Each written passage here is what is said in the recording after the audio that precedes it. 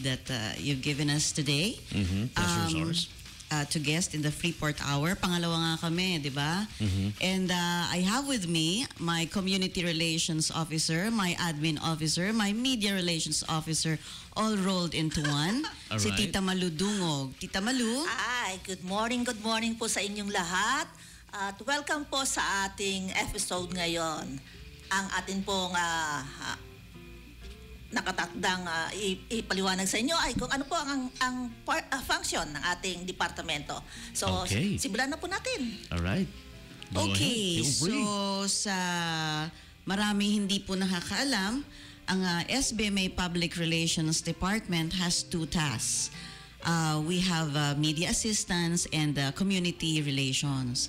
Siyempre, by the term itself, media assistance, kami po ang humaharap sa media, be it local, national, or foreign, kapag may kailangan sila na information about the Freeport or if they have any business here like shootings, taking footages, etc. We have our media relations officers who assist them. And then we also have, of course, the community relations function na doon kami talagang heavy. Because we are heavy on livelihood projects. We do information and education campaigns. Siyempre, during times of disasters, kami po ang naaatasan to do the relief operations. Okay. So, ayan po. Basically, yun pong community relations functions were transferred to our office in November 2007 from the Ecology Department, which used to be known as the Social Development Division. So now, kami po ngayon lahat ang bumababa sa grassroots, especially for those communities or stakeholder groups na naaapektuhan from the developments within the Freeport to sa mga projects natin dito. So kami po yung halimbawa may bagong project, bumababa po kami to speak with the community leaders, and then we help with the resettlement, and then eventually after po kami na po yung social aspect. Bumibisita po kami sa kanila, we do community interface and all that.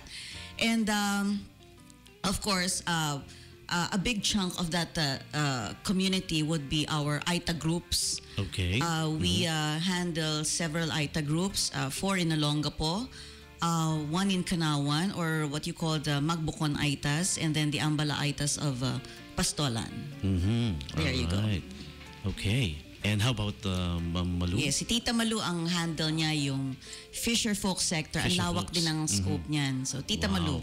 Tama po yung sinabi ng ating magandang department manager, Ms. Army, di ba? Opo. Napakalawak po talaga ng mga communities na nakapalibot po sa ating Freeport. Yan po yung isang kadahilanan kung bakit po ang departamento ay busy-busy ngayon dahil po sa mga assistance yung ginagawa po ng SBMA para po dito sa mga komunidad na nakapalibot sa atin. Like, sa sinabi po katulad po ng sinabi ni Miss Army, ang ating coastal communities, we have the Fisher Folk sectors, meron po dyan ang ating mga kababaihan ng mga asawa ng ating mga mangisda, nandyan po ang ating mga NGOs, nandyan po din ang mga kabataan.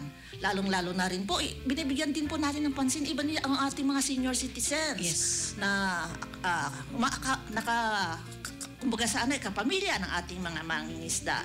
So, nito po nga nakaraang buwan lamang po ay nag-conduct tayo ng mga livelihood projects. Kami po sa aming hanay bilang mga community relations, binibigyan po kami ng pagkakataon ng ating department manager para mag-training po ng iba't ibang livelihood programs, ng iba't ibang livelihood trainings mula sa Olongapo, Zambales, Bataan at maging sa region na po. Para kami na po mismo ang siyang merong kaalaman at maibahagi ito sa ating mga komunidad. So, malaking tipid po ito. Hindi na po tayo kailangan na kumuha ng trainers. Because we no longer have to pay trainers. Multitasking. Yes. Media relations officer, information officers, community relations officers. Di po ba? Ganyan po kami trinay ng aming department manager. So, in case po na meron tayong mga komunidad o yung pong mga stakeholders natin na nangangailangan po ng training para po makadagdag, makatulong sa kanilang mga husband, lalo na po yung naman Malakaya. Alam niyo naman po ang ating mga sa hanay ng ating pangisdaan ngayon, medyo may kahirapan po ang buhay dahil po sa apekto na nangyayari doon sa Scarborough po Shoal. So, kami naman po sa aming hanay sa departamento ay nag-iisip ng mga programa na kung saan hindi naman po masyadong magastos, at least akibat nito ay nakatulong po tayo sa komunidad. Katulad po nitong nga nakaraan, nagturo po kami ng mga paggawa ng mga ng mga bags, DJ Tommy, made of beads. Alright. So, For export for nga actually ang export quality po. niya. Nung nakaraan pong mga time, nagturo rin po kami kung paano gumagawa ng mga accessories, fashion and accessories na ibebenta po nila kahit sa mababang halaga, mababang presyo pa, pero mabilisan. So, ganun po ang aming trabaho ngayon. Alright. Yes. From that, I would also like to make mention na meron din po kami ng mga displaced waste picker groups. Sila yung mga ating mga refuse pickers o yung namumulot ng basura na na-displace nung nag-close po yung landfill dito sa SBMA. So yung social aspects, social needs nila, we also attend to them. And ayan, yung sinabi ko nga kanina, yung mga AITAs, we have the fisher folks and the upland farmers in Morong, Bataan. Doon po yung talagang big chunk ng aming trabaho talaga. And we do enjoy talaga when you interface with the grassroots talaga. It's a different feeling talaga. It's very gratifying, it's very fulfilling talaga. Especially pag nakita mo na yung pag natuto na sila doon sa tinuturo mo sa kanilang livelihood na nakakabuo na sila. And kapag binalitaan ka na ma'am, nakabenta po ako ng ganito, ganyan. Or ma'am, for export na po, nakapagpadala na po ako sa abroad. Napakalaki po ng gratification na nararamdaman po namin. Kasi sa aming maliit na paraan, sa tulong ng SBMA, dahil SBMA po ang nagfa-fund po lahat dyan sa mga livelihood na yan, ay nakakatulong po tayo sa ating kapwa. And that is part of the whole universe na we give respect to one another, we help one another, and at the same time, nakakatulong po tayo to uplift the livelihood of the people around us na talagang nangangailangan. Kasi 'di ba kung minsan di natin nare-realize yung mga little things, hindi natin taken for granted natin. A little do we know that it's the little things that matter most, 'di ba? Yeah, exactly. Yun. And going back to the AITA communities Yes. na nabanggit nyo, do we got them all covered, ma'am? Sabi mo, from yung mga AITA communities sa Olongapo and Subic Bay Freeport, we got them all covered? Parang, I mean, lahat talaga, sakop natin sila? In partnership with the City of Olongapo, syempre, kami ay nagbibigay respeto dahil of course, sakop nila yan. But then again, kapag meron tayong mga projects, and if they do need something, halimbawa, nagre-request sila ng livelihood, or just as simple as nagpapatulong sila to get an appointment with certain officials in Olongapo, since we have maintained a good working relationship with the city, kahit paano nakakatulong po tayo sa kanila. Yung mga little things like that. And this, kailan lang, parang a few weeks ago, the SBMA was able to give the AITAs already their fair share of yung parang sa lease rentals ng mga locators dito sa SBMA. From May 2009 until December 2013, they were able to receive 14.8 million. 14.8 million. Yes, yung 14.8 million from SBMA, hinati-hati po nila yan. That's based on their Ancestral Domain Sustainable Protection Plan. Nakalagay po doon yung mga percentage kung magkano i-allot nila for scholarships, for livelihoods, for operational expenses, for infra and all that. So sila din ang nagdidesisyon niyan. Tayo sa SBMA, apart from the 14.8, meron sila nung livelihood assistance nila that we give every quarter. And then this year, we will be starting the health clinic and the high school building na ipapagawa rin po sa kanila ng SBMA. And then tuloy-tuloy po yung ating information campaign sa kanila, yung ating mga livelihood projects for them. And syempre yung mga pag-ID, yung ganun pag-ID, paghahanap ng trabaho para sa kanila. And then just nung Monday, no flag raising ceremony natin, that was yesterday, we presented the 50 additional personnel ng mga ITAS, 25 ang trackers at 25 ang forest rangers. So tuloy-tuloy po ang pagtulong ng SBMA sa ating mga IPs na nandito po within and contiguous to Subic Bay Freeport. Who can better protect the forest than the Yes, sila ITAS kasi ang themselves. Sila nakakaalam yung- talagang exactly. kahit nakapikit sila, alam nila how the forest Sa goes. ulado nila. Yes, opo. Tsaka nung panahon ng Navy, alam natin na sila talaga ang kagapay ng mga American servicemen natin para mag-training dyan sa loob ng ating forest. Yeah, I remember. At even yung mga foreign journalists natin, kapag meron silang gusto nilang mag-shoot sa ating kapaligiran, it's always the forest rangers who assist them. Yung mga Marines nga noon sabi nga na naalala ko mga kwento-kwento, yung mga kapatid nating ITAS, sila ang nagtuturo sa kanila ng mga survival technique sa forest, yung mga ganon. Yes, definitely. At hanggang sa ngayon naman, DJ Tommy, pinapakita natin sa ating mga foreign guests kung gaano kahusay ang ating mga ITAS pagdating doon sa survival trainings. Alright. Yes, Okay. and I would like to thank yung ating mga ITAS because they have been very cooperative talaga. And nakikita naman nila yung syempre yung potential na kailangan talaga magsama tayo dito should be partners. Kaya nga we have the joint management agreement kasi joint nga yung pagmamanage ng ancestral domain nila, and by virtue of RA 7227, SBMA manages the ancestral domain. Yeah, that's the thing po dito kung bakit naririnig nyo, we pay them 14.8 billion pesos, hindi natin sila pinapabayaan, ina-assistehan natin sila. It's because they own the place. They own the land. Sila Parang po ang tenants talagang lang, mga landlords talaga. And we owe it to them. We should give them their fair share talaga. Yun. Pati yung, lalo na yung sa pagpapanatili ng forest, napaka-importanting. Yes, definitely. Nandiyan Because sila, important a yung big role. portion of SBMA, of the Freeport, talagang virgin forest siya. Rainforest talaga. Okay. And going back to the fisher folks na hinahandle ni Madam Tita Malu Malu. naman. What is up next for the fisher folks? Do we have upcoming projects or yung mga susunod na gawain para sa kanila? Alam mo, DJ Tommy, yan ang maganda sa departamento natin. Bakit? Kasi hindi lang SBMA yan nag-handle ng mga issues and projects, issues, programs, at saka mga development para sa ating fisher folk sector.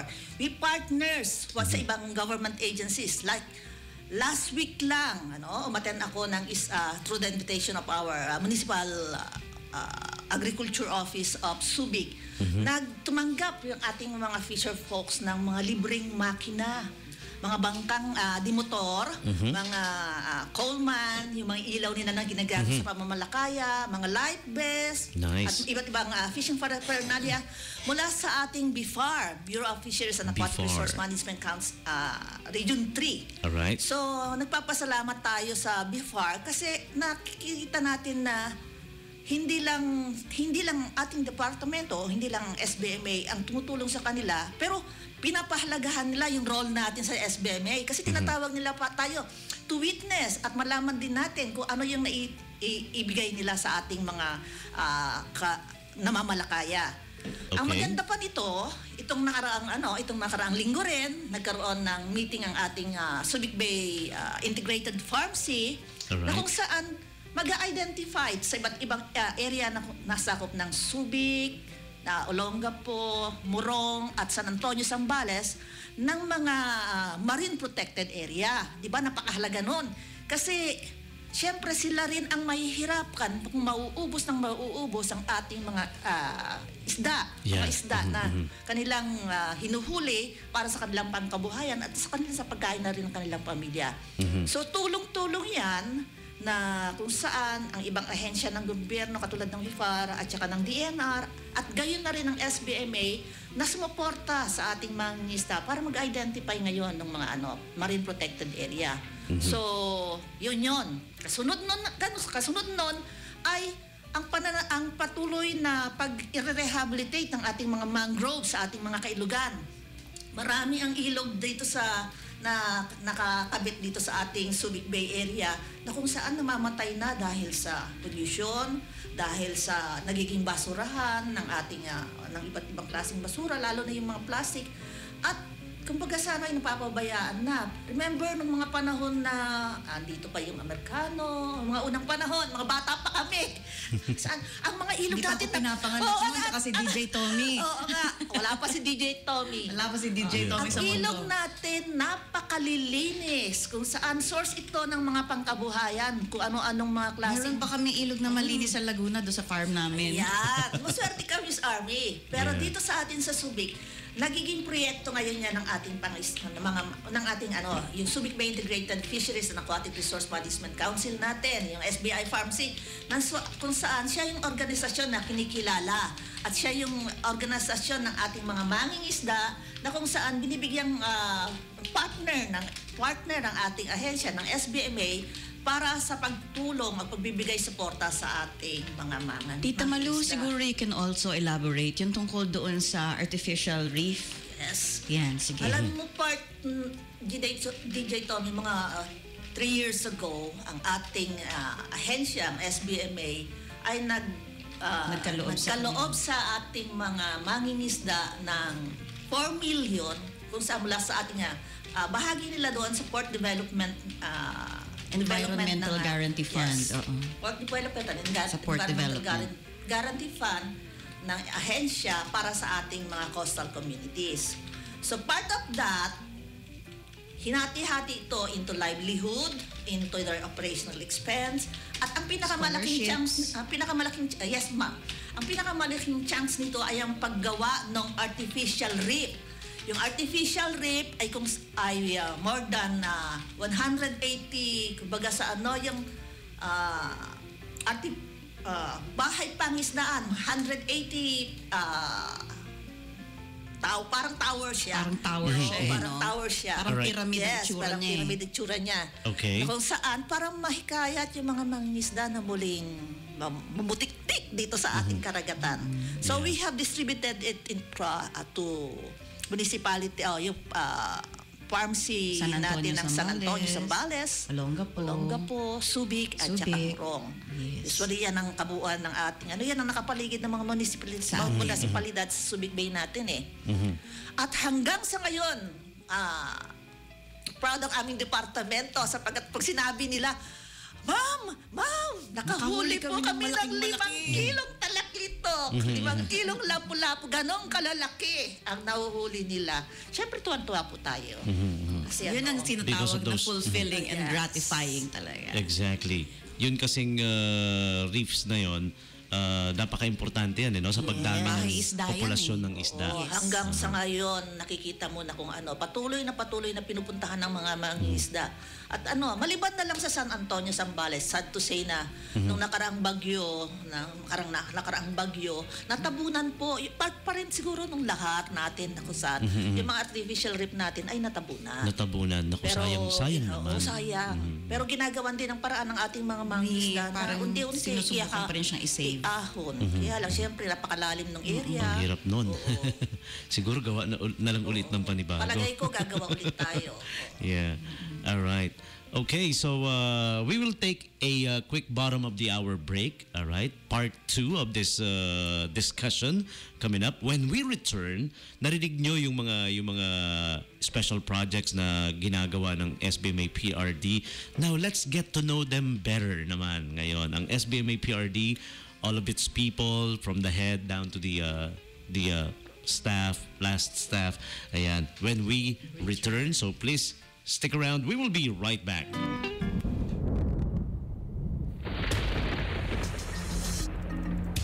Panahon na naman ang tag-ulan. Puso na naman ang baha, bagyo at sakuna. Dapat laging handa. Dapat meron kang nakahandang damit na nakaimpake kung sakaling may bigla ang paglikas. Emergency light or flashlight, AM/FM radio, cellphone at sapat na baterya. Mag-stock ng pagkain